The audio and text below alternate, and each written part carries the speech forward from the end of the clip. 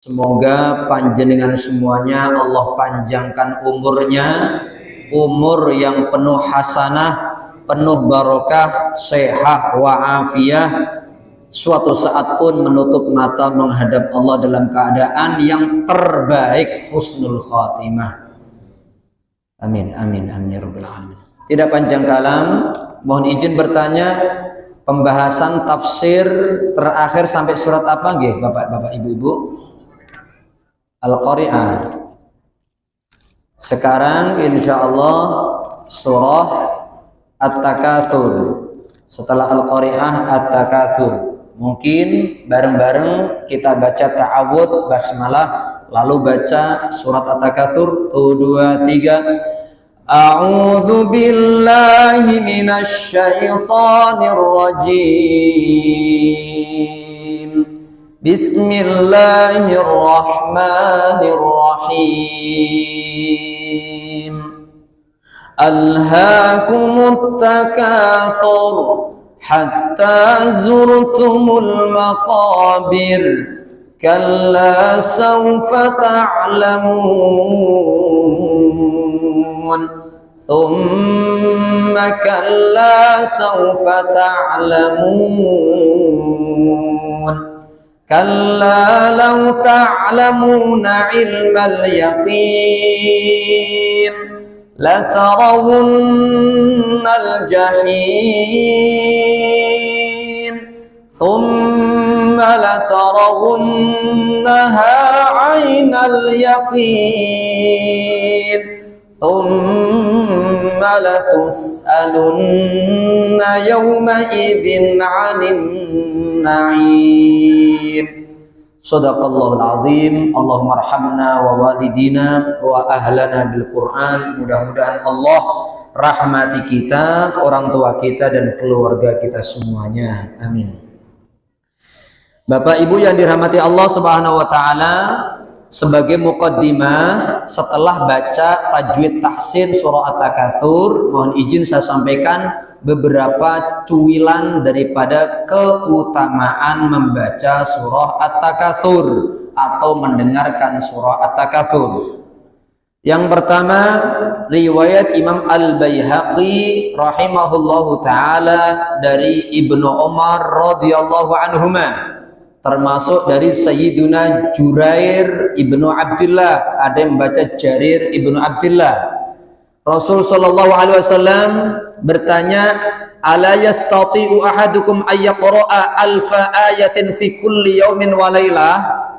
Apakah ada seseorang di antara kalian yang bisa membaca 1000 ayat di siang harinya, di antara subuh sampai maghrib, atau mampu membaca 1000 ayat malam harinya, maghrib, antara maghrib sampai subuh? Apakah ada? Tanya Rasul sallallahu alaihi wasallam. Ternyata para sahabat berkomentar, semua di antara kami tidak semuanya mampu ya Rasul, atau lumrah-lumrah kita enggak mampu ya Rasul. Rasul sallallahu alaihi wasallam pun menyampaikan, wallazi nafsi biyadihi, demi Allah, zat Allah di mana jiwaku berada pada kekuasaannya, inna surat At-Takatsur la ta'dilu alfa ayah, nilai pahalanya membaca surah At-Takatsur adalah sebanding setara dengan membaca 1000 ayat. Berarti kira-kira panjenengan baca 1000 ayat enteng napa uenteng? Uenteng. Dengan pakai fadilah ini, baca At-Takatsur. Amin Allahumma, amin Allahumma, amin. Biar cepat selesai gitu loh Pak Bu. Kemudian yang kedua, Rasul sallallahu alaihi wasallam riwayat yang lain, karena tambahan ini sifatnya sahih, maka kita kombinasikan keterangan yang kedua. Apakah ada di antara kalian yang bisa baca malam hari 1000 ayat atau siang harinya 1000 ayat? Emang fadilahnya apa?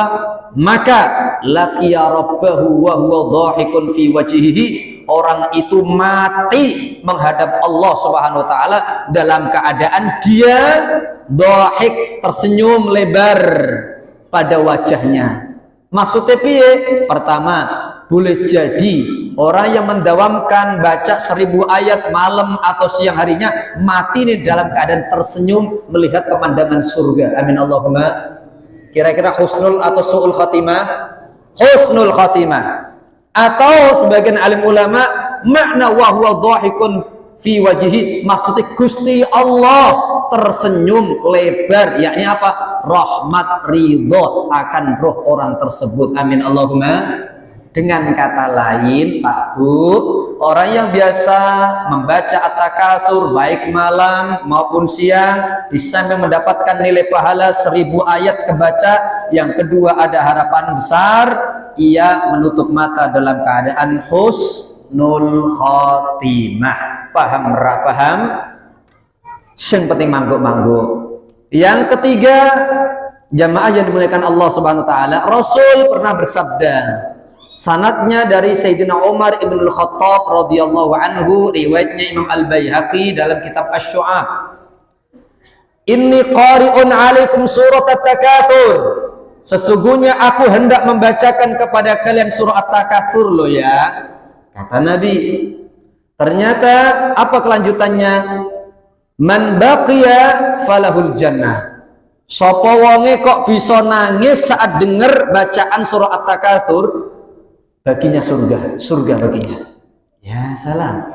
Kemudian Rasul sallallahu alaihi wasallam pun membaca dari ayat pertama sampai ayat terakhir. Ternyata ada yang sedikit tanya, protes, kenapa nggak mampu nangis? Ya Rasul sallallahu alaihi wasallam, bagaimana lam naqdir al-buka? Kami tidak mampu nangis ya Rasul setelah dengar bacaan surah At-Takatsur oleh engkau ya Rasulullah. Rasul sallallahu alaihi wasallam bersabda lagi untuk kedua kalinya, aku akan membacakan surah At-Takatsur kepada kalian. Faman baka falahul jannah. Siapapun yang berhasil nangis berarti surga baginya. Nah terus nasibnya yang enggak mampu nangis piye? Waman lam yaqdir an yabkiya falyatabaka, rawahul Baihaqi. Sapa wong ora mampu nangis, maka sunnahnya napa Pak Bu? Pura-pura nangis. Bahasa Inggrisnya the ento nangis. Terus pahalanya surga Ustaz? Nggak berani mengklaim, Rasul nggak menyampaikan kok. Saya nggak berani nambah-nambah sabda Rasul. Rasul SAW hanya menyampaikan yang berhasil nangis, meresapi, mentadaburi ayat demi ayat, nangis, ada harapan masuk surga orang itu. Tapi kalau tidak, pura-pura nangis, ento-ento nangis, dapat surga gak? Wallahu alam, minimal dapat pahala ngikuti sunnah. Karena pura-pura nangis perintah Kanjeng Nabi Muhammad sallallahu alaihi wasallam. Sampai ke sini kira-kira jelas? Alhamdulillah, sudah selesai berarti. Assalamualaikum warahmatullahi wabarakatuh. Bapak Ibu rahmati Allah, tidak panjang jalan, baru 3 cuilan tentang keutamaan. Sekarang mulailah coba sebab turunnya surah At-Takatsur sebelum masuk ayat demi ayat.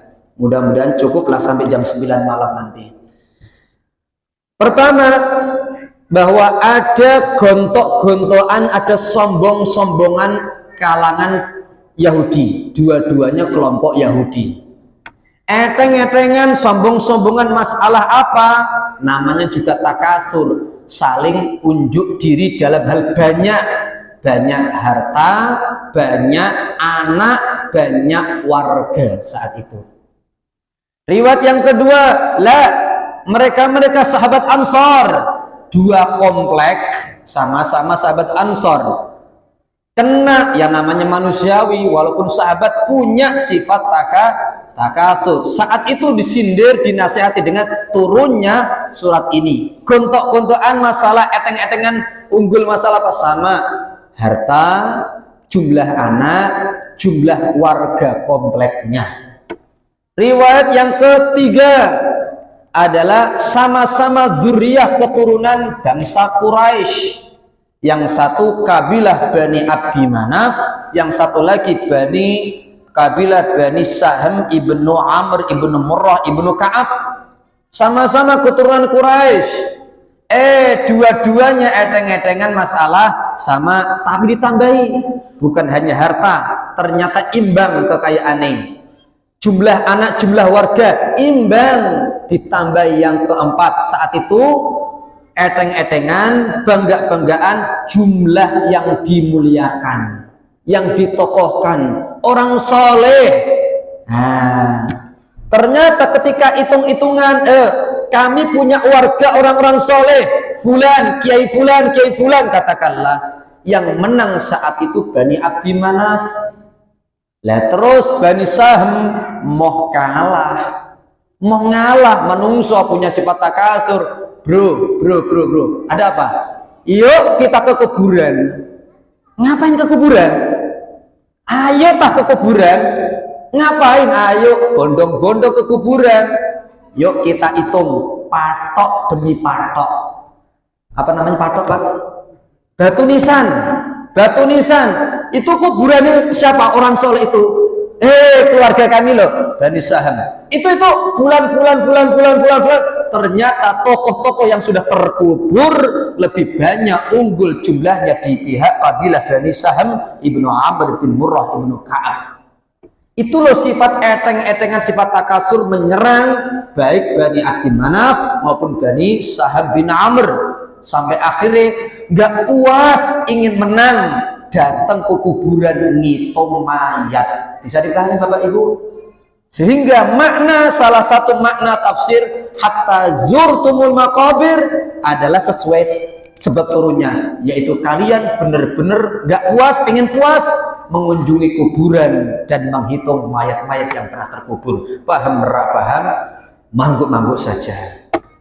Kemudian yang keempat, sebagai sebab turunnya surat ini, riwayat yang keempat.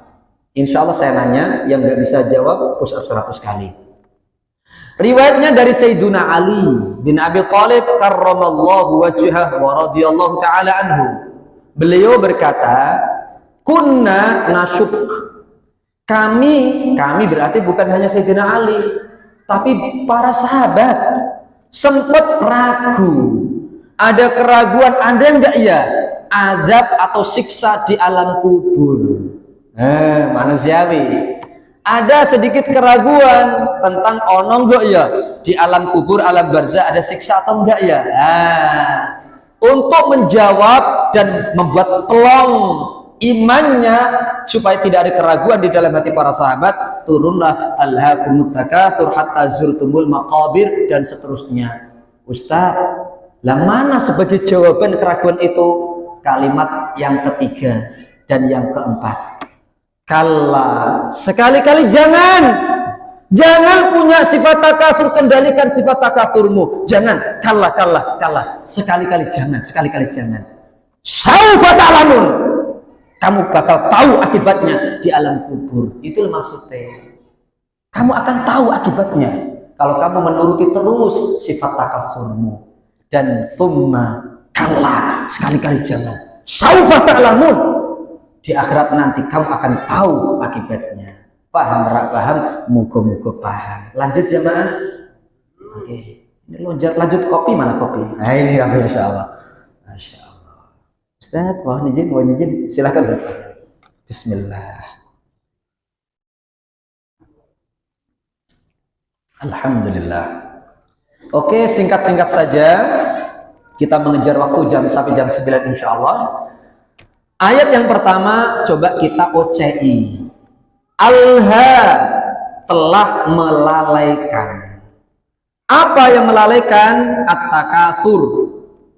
Fa'ilnya dari alha yaitu sifat saling bangga banyaknya sesuatu dunia. Kum, objeknya kalianlah. Namanya kalian, maaf, konotasi kalian niku berarti jumlahnya kira-kira sithik napa uwakeh Bapak Ibu? Uwakeh. Berarti tak heran kalau para alim ulama sepakat maksudnya menungso pada umumnya, rak mukmin, rak kafir, muslim, non muslim, kena sifat takatsur. Kalian itu loh pasti punya fitrah manusiawi, punya sifat takatsur.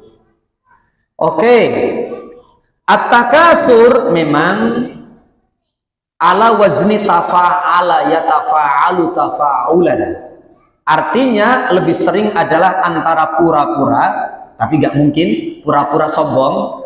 Yang kedua adalah saling saingan. Karena memang sesuai turunnya surat ini ada dua belah pihak, dua kubu, sehingga bahasanya pun ya takatsur, mereka saling saingan. Berarti umpamanya memperbanyak duit, ngejar karir, kemudian lalai pada akhirat, tidak termasuk sindiran ayat ini? Masuk. Sekali lagi ini kebetulan pas sesuai sebab turunnya dua belah pihak saling saingan. Tapi umpamanya pribadi satu pihak saja, panjenengan edan dunya, ya masuk sifat takatsur. Makanya semua alim ulama tafsir tidak mengharuskan dan tidak memahami harus dua belah pihak dulu saingan baru masuk ayat ini. Tidak. Tapi ketika masing-masing daripada kita edan dunya, seneng dunya, lali akhirat, ya kena sindiran alhaakumut takatsur. Secara tekstual ini adalah informasi. Kan bahasanya tadi, kalian telah dilalaikan sifat takasur terhadap dunya. Tentu tidak hanya informasi, memang informasi pertama yang bisa kita ambil kesimpulan, menungso pada umumnya punya sifat takasur. Bahasa lain toma. Nggih napa nggih? Toma. Ini yang pertama, informasi. Yang kedua, ini celaan, hinaan. Sekaligus motivasi, nasihat wahai kaum mukminin yang iman terhadap Al-Qur'an, ojo sampai nuruti ya ketomaan sifat pada umumnya menungso ya, kendalikan. Hinaan terhadap sifat toma, sekaligus tadi kaum mukminin sifatlah zuhud, ngalap cukup, meskipun siapa yang nggak tahu kebutuhan menungso itu sebetulnya terbatas. Nggih napa nggih? Kebutuhan kula jenengan iki lho, sithik napa buahnya sebetulnya? Buahnya atau sithik kebutuhan? Kebutuhan sebetulnya terbatas, sithik, nggak banyak. Gaya hidup, keinginan, nafsu itu loh. Nah, nafsu itu loh yang membuat nampak-nampaknya kebutuhan tanpa batas. Nggih napa nggih? Nah, pokoke nggih wae lah kesuwen pokoke. Allahumma sholli ala Muhammad. Ya Allah. Bahasanya saya seperti ini contoh. Saya tidak panjang kalam satu ayat ini disimpulkan oleh para alim ulama banyak hal. Rasul Shallallahu alaihi wasallam pernah menyampaikan dari Sayyidina Anas bin Malik ceritanya, dan berulang kali saya ulangi kalimat ini, berulang kali disampaikan Nabi Sallallahu Alaihi Wasallam, sampai para sahabat termasuk Sayyidina Anas bin Malik, termasuk Sayyidina Ubay bin Ka'ab mengira itu adalah Al-Quran, saking seringnya dibaca, diungkapkan Nabi Sallallahu Alaihi Wasallam. Kalimatnya bagaimana? Lau anna libni Adam wadiyan min dhahab ahabba an yakuna lahu wadiyan wa lan yamla afahu illa turabu wa yatubu Allahu ala man tab. Bolak-balik jadi nasihat dari Rasul, dikira para sahabat Al-Quran. Itu dalam hadis Bukhari ada. Dalam Sahih Bukhari dari Anas bin Malik berkata dari Ubay, kami para sahabat mengira ini adalah Al-Quran. Kami pun sadar ini bukan dari Al-Quran, manakala turun alhaakumut takatsur hatta zurtumul maqabir, baru paham. Oh, lau anna libni Adam dan seterusnya itu berarti hadis. Maknanya nggak jauh daripada kalimat alhaakumut takatsur. Maknanya piye supaya kita paham sifat at-takatsur? Kalau anna sesungguhnya lebini Adam menungso saya panjenengan wadian punya satu lembah, punya sendiri, min dahabin isine emas kabeh pokoknya. Ahabba pasti, kalimatnya itu ahabba sudah. Kalau saya panjenengan punya lembah isinya emas kabeh, seabrak-abrak bertonton emas umpamanya. Ahabba, Rasulullah menyampaikan sudah ingin ayyakuna lahu ia memiliki wadiyani, 2 lembah isine emas kabeh. Kan sudah bolak-balik kita sampaikan. Imam Ibnu Katsir rahimahullah ta'ala dan ulama-ulama tafsir yang lain, Al-Quran rumusnya atau hadis rumusnya, jika ada sesuatu kabar dengan redaksi fi'lun madhin sudah, padahal umpamanya mati saja belum dan belum kejadian selanjutnya, itu berarti maknanya lazim, pasti atau wajib. Orang kula jenengan punya kekayaan lembah isine emas kabeh, mesti punya keinginan, bukan kebutuhan, keinginan, nafsu apa? Nafsu menungso takatsur. Paham nggih? Antara kebutuhan dengan nafsu atau keinginan. Mesti punya nafsu, keinginan, apa itu? Pengen punya 2 lembah isine emas. Bu, tak takoni jenengan. Kalau panjenengan punya 2 lembah, Bu, isinya emas gelondong. Kira-kira pengen lagi nggak kira-kira? Mesti. Apa yang terjadi? Terus Rasulullah pengen yang ketiga dan seterusnya. Ustadz, emang dalam hal harta emas saja? Lah, Imam At-Tabrani meriwayatkan satu riwayat, seandainya wong lanang Pak, bapak-bapak coba bener gak dirasake? Punya istri wes bahenol mongos-mongos mulus putih kayak sapi mengane. Ayune rak karuan, magrom netes ayune. Kira-kira pengen nggak menikah lagi? Orang tapi pengen. Ya salam. Allahumma sholli ala Muhammad. Kalimatnya orang wani Ustad. Nampak pengecut soal ini. Termasuk sing ngomong. Ya salam. Fitrah wong lanang pengen, bahkan seandainya 100 wong wedok, apakah puas? Lah. Itulah sifatnya menungso, takatsur. Meskipun mohon maaf, tema sebab turunnya surat ini tadi dalam hal harta, dalam hal jumlah anak, jumlah warga, dan jumlah orang-orang yang dimuliakan. Tapi saya lebih condong tafsirnya Imam Ibnu Katsir rahimahullah ta'ala dalam tafsirnya ketika menerjemahkan takatsur itu adalah hubbud dunya wa zahratuhu. Apa wae sing urusan dunia cinta banget, gila sama dunia, sehingga tidak hanya masalah harta. Mohon izin, umur itu masuk dunia atau tidak? Umur real dunia atau tidak? Dunia. Emang Ustadz, terjemahannya dunia itu apa sih, definisi dunia? Para alim ulama akan mengatakan kullu syai'in, alhamdulillah, kullu syai'in dana minal fana. Segala sesuatu yang dekat, namanya juga dunia. Sesuatu yang dekat dari kefanaan, rusak, orang langgeng, itu dunia. Umur kira-kira entek napa mboten jenengan? Makin habis. Ada nggak kira-kira? Baru lahir kemarin, juga baru lulusan pondok sudah jadi imam. Kira-kira seperti itu sombong atau tidak? Sombong dengan kesepuhannya. Ada nggak kira-kira? Ada. Bisa menyerang siapapun. Oke, mohon izin. Ilmu itu dunia atau betul? Oke, ilmu bisa sirna dengan izin Allah Subhanahu wa taala. Oke. Dengan ilmu seseorang bisa sombong apa betul? Bisa.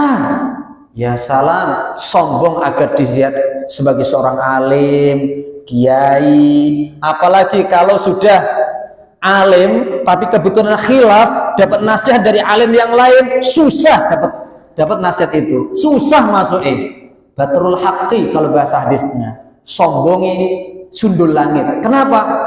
Sombongi kepada Allah Subhanahu wa taala. Mentang-mentang LC doktor bahkan namanya. Ya salah. Manusiawi khilaf. Kemudian mohon maaf, kelambi, baju, awak, badan niki lho, Pak. Kira-kira dunya apa mboten? Dunya. Melihat orang cacat, maaf. Gampang pikiran seseorang ini sinis. Nggih napa nggih? Gampang merasa merasa dimuliakan oleh Allah dengan normalnya badan, kemudian nggak sampai diungkapkan dalam hati dia loh rusak, nyindir orang, sesuatu orang yang cacat fisik dan sebagainya. Ya salam, sifat takasur itu lembut Pak, lembut sekali. Uang pakaian seperti ini Pak, mohon izin, nggak menutup kemungkinan pakai coba pulang dari umroh kaji kok, supaya khas kelihatan sudah kaji umroh. Kira-kira bisa nggak seperti itu? Sangat bisa, lembut Pak.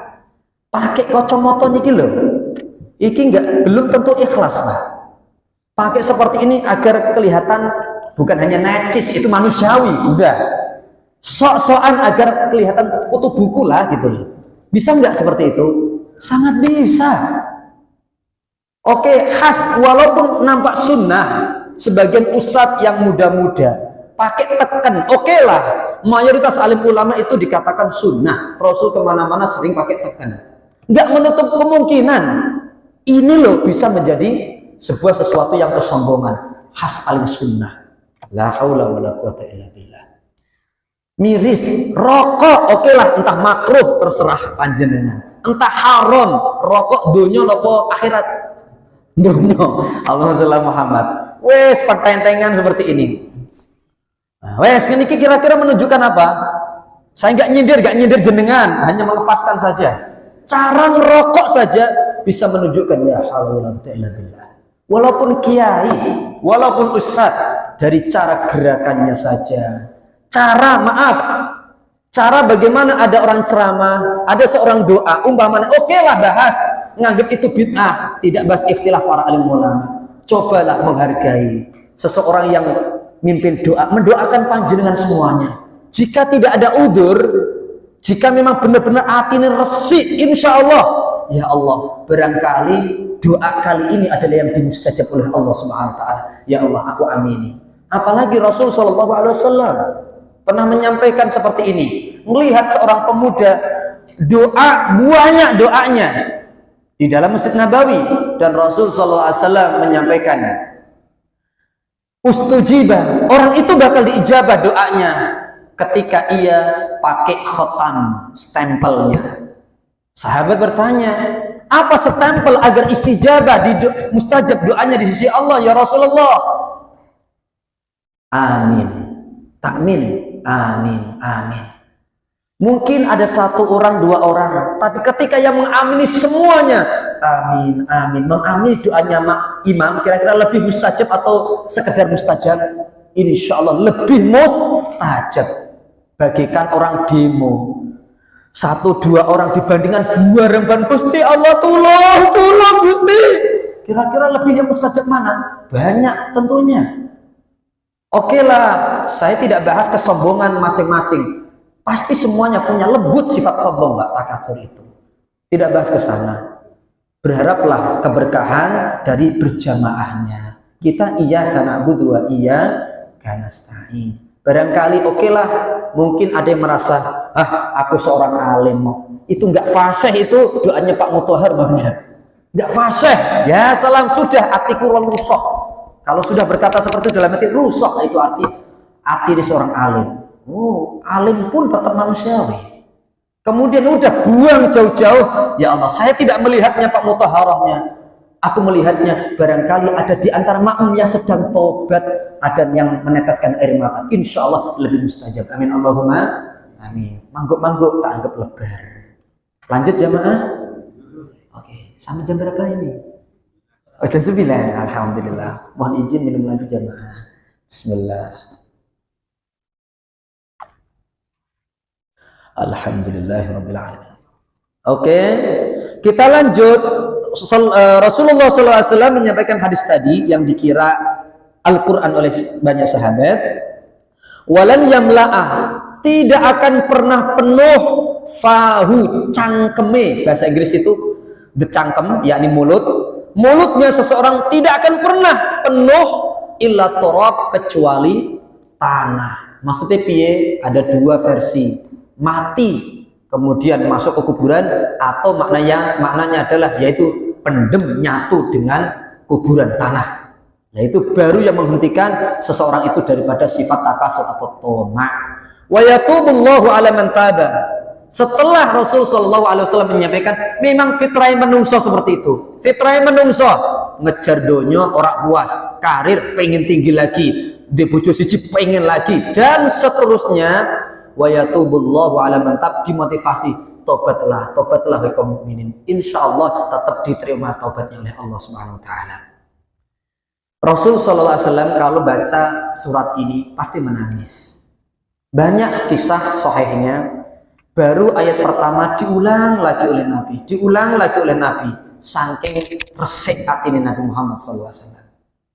Kemudian setelah itu Rasul mencoba memberikan pemahaman kepada kita tafsir al-hakumut takatsur dengan kalimat seperti ini. Yaqulu ibnu Adam, menungso berucap terus, mali duitku. Wahallaka ya bani Adam min malika illa ma'akal tafa'afnaita.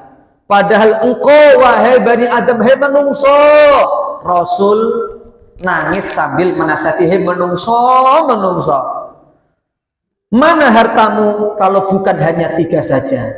Pertama, harta kita, kata Rasul ya, harta sesungguhnya kita yang pertama adalah yang sudah panjenengan dahar dan minum lalu jadi kotoran, taek, dan itu dalam kurung pasti akan mendapatkan pertanyaan, dari mana asalnya, piye prosesnya, setelah didahar jadi daging, jadi kulit, jadi tulang, kemudian minuman jadi darah dan seterusnya, jadi kekuatanmu kanggo apa?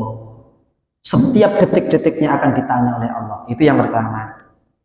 Kemudian yang sudah loh ya, bukan yang belum. Karena walaupun panjenengan dihidangkan di depan panjenengan rendang, pecel lele, macam-macam, belum tentu itu adalah rizkimu atau hartamu. Karena yang dikatakan Rasulullah, yang sudah kamu makan itu loh, kemudian dari kotoran itu baru punyamu. Ataupun ada kelebihan gimana Ustaz? Ya siap-siap dihisab. Maksudnya piye? Kalau ada masak besar, padahal kebutuhan hanya berapa suapan, lebihnya buat besok, oh sayang, padahal besok insya Allah ada rezeki lagi, buat besok lagi lah. Itu kan tomak menungso, takasurnya kita. Bukan hanya jenengan kula piyambak nasihati, ya salah. Nampak-nampak atine kisah rusuh, belum yakin. Lho Gusti Allah sudah jamin sesuk sana rezeki dhewe. Tapi pikirannya buat sesuk buat seminggu buat sebulan la haula wala quwata illa billah. Salafus saleh tidak seperti itu. Pasti ketika ada makan besar sebelum didahar, anak-anak, kira-kira mana yang hendak dimakan, yang diinginkan hari ini, yang cukup hari ini. Ini wahai abah, ya sudah, sisanya mohon izin saya bagikan kepada fuqara masakin. Seperti itu. Enggak nunggu sisanya, orang ceritanya nunggu sisa. Allahumma sholli ala Muhammad. Lanjut napa betul? Oke, ini serius napa? Biasa-biasa Pak ya. Rapopo nggih, memang kajiannya seperti ini ya. Walaupun 1 ayat 1 jam ya rapopo. Sing akon jenengan minta tafsir Al-Qur'an. Allahumma sholli ala Muhammad.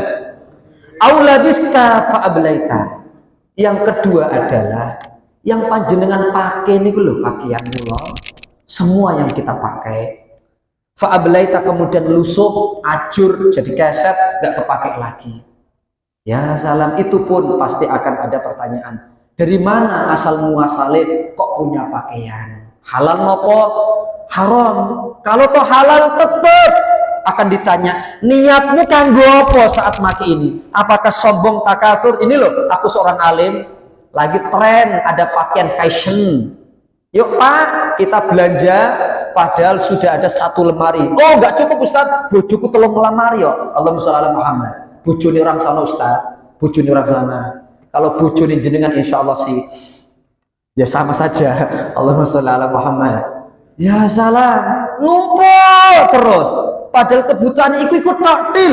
Kelebihannya bagaimana? Siap-siap dihisab oleh Allah Subhanahu wa ta'ala. Makin banyak makanan, minuman, makin banyak hisabnya. Makin banyak baju yang tercental nganggur, apalagi banyak hisabnya. Sedekahkan saja.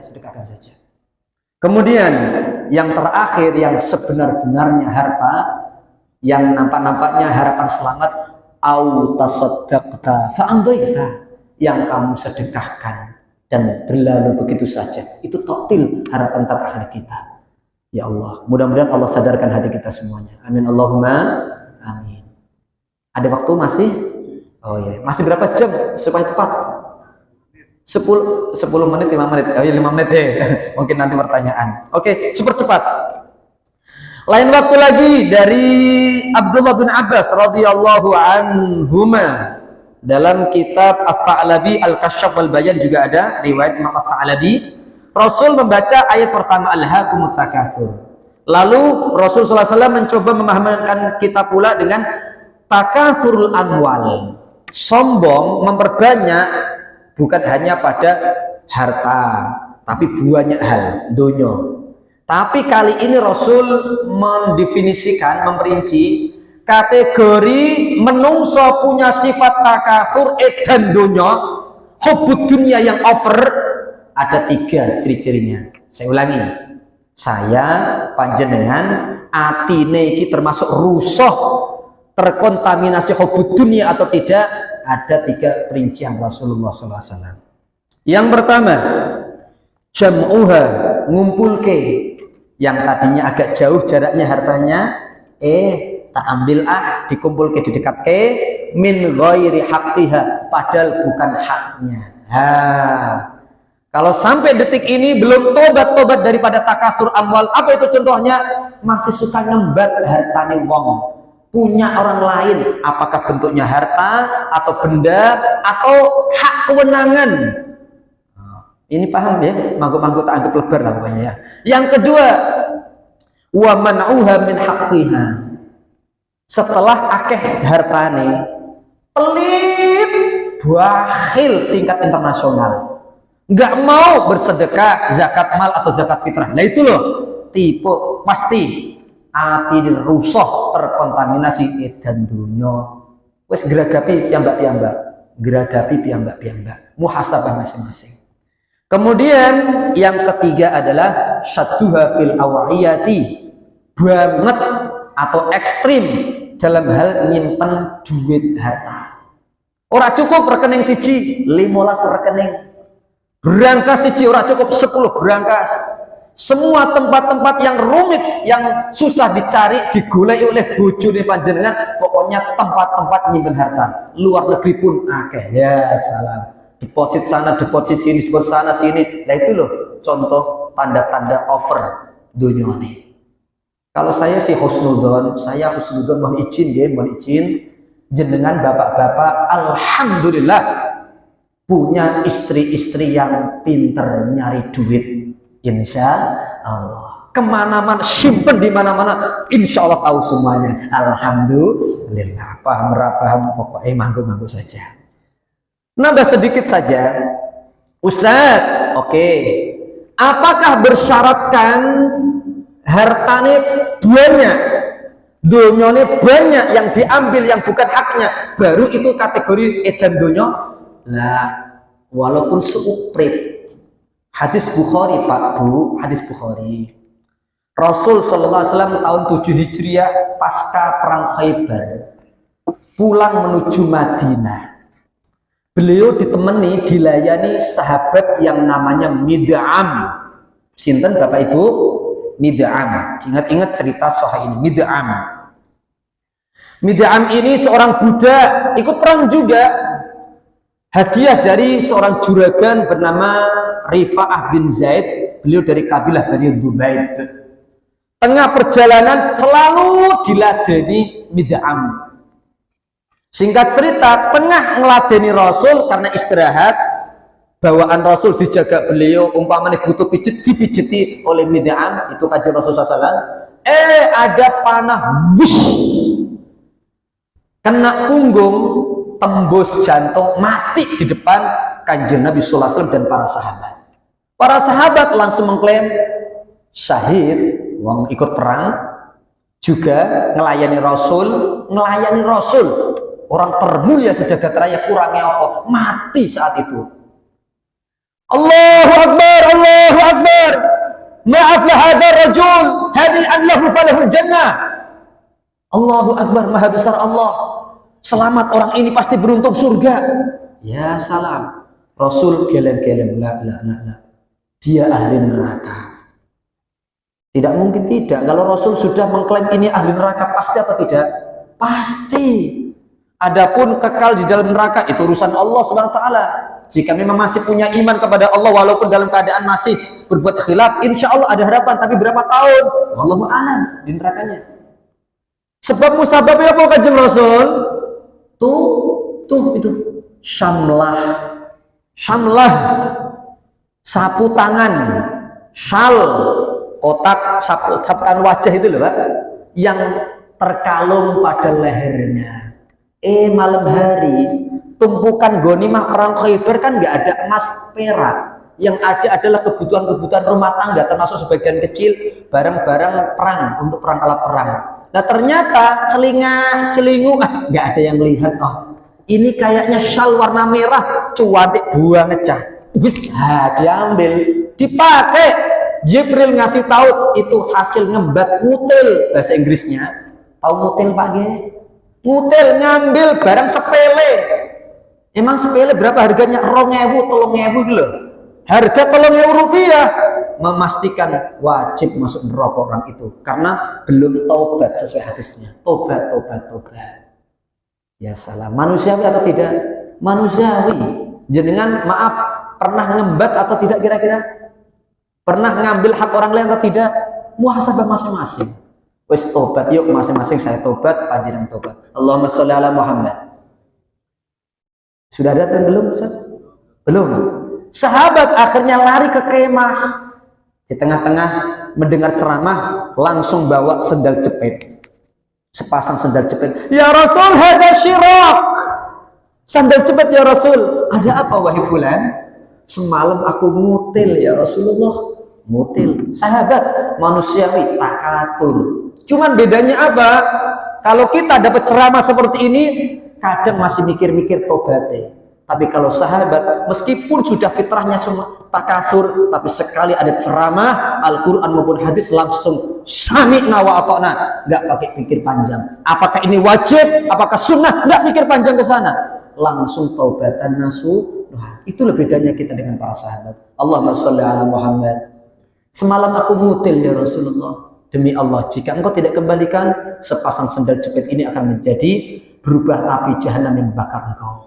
Satu sahabat lagi ke kemah ngambil 2 syirak, 2 pasang jepit. Apa menaiki? Semalam mutil juga ya Rasul.